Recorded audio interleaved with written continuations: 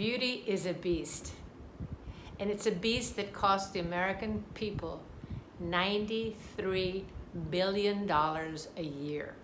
That's how much Americans spend on beauty treatments, beauty products, gyms, all to make your body and, well, just your body actually, because it doesn't do anything for the mind. Now, let me just say from the get-go, I am not against pampering yourself. I'm not against having plastic surgery, and we'll do another segment on plastic surgery down the road. What I am against is people trying to emulate the beautiful, perfect bodies of the heroes nowadays. When you think about who people look up to in our society, it's not the brilliant minds, it's the beautiful bodies.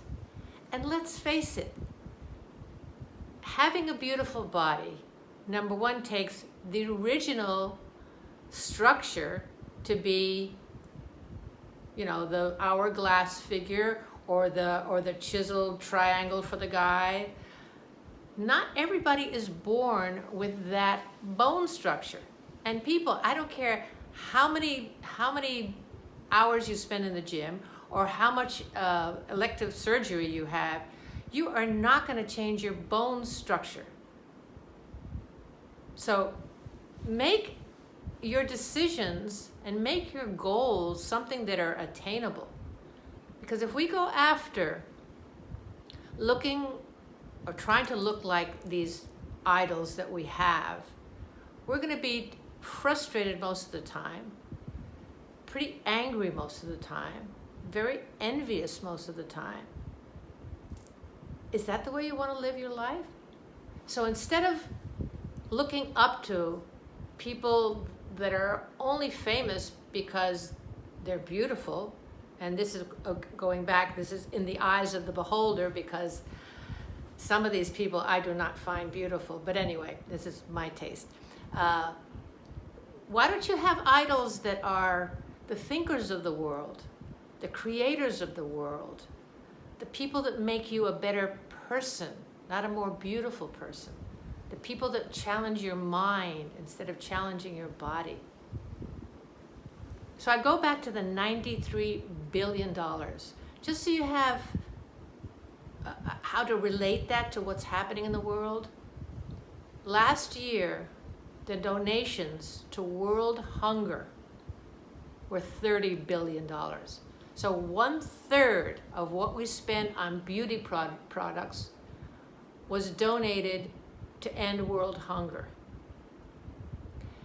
In April of this year, the United Nations put out a plan for a mere $90 billion. This is the sale price. It's not the $93 billion we spend on products and services.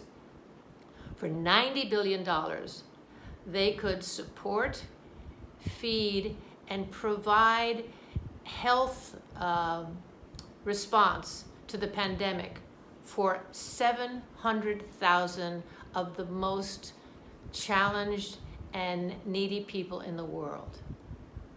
Okay? So then take the $93 billion. Now, a lot of that is stuff we should do for ourselves. Like we should join a gym, or work out. We should, buy a moisturizer, have a facial or have a massage. That's fine. Okay. So let's just take the 93 and take off the stuff that really we should take care of ourselves. And let's lower to, say, $70 billion a year. Okay. In 4 years, we could solve the problem of global warming. So if you were to reduce your spending on beauty treatments and put it into solving world problems, we could solve those world problems. Unfortunately, it doesn't always work that way because, it's like when you were small and they'd say you have to eat everything on your plate because there are people starving in Armenia. And I kept saying, well, why don't you just send my food to Armenia? But we know we can't do it that way. But what I'm saying is that our priorities are ass backwards. And if we're spending that much money on trying to look perfect, then something's wrong. And I think we're setting the wrong example for the youth of this world, who are eventually going to be the leaders of this world. And if their priorities in leading are of a different ilk than the betterment of the world, we're in deep trouble. In fact, we're already in deep trouble. But anyway, so if you are working out, great, keep working out. Do you need to join a gym? Maybe, maybe not. I mean, I give a class 3 times a week here in Puerto Rico on Zoom, and since I'm stuck on this island where there is nothing, I use 2 detergent bottles, these big jugs, and those are my weights, and that's what I use. So use what you have at home. Excuse me. And if you're unhappy with your bags under your eyes and you want to have it done, go for it. What I'm saying is that don't go overboard. Don't do the eyes, then the face, then the chin, then the boobies, then go back 3 years later and do the eyes and the cheeks and the forehead, and it becomes obsessive. And I think there are a lot of obsessive people that are trying to obtain a beauty that they're never going to obtain.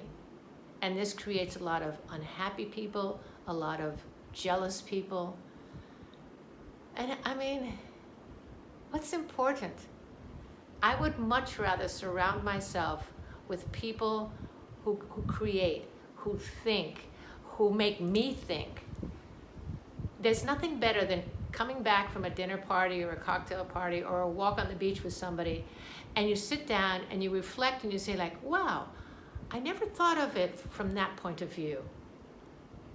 And that person could be attractive, unattractive, tall, fat, I don't care.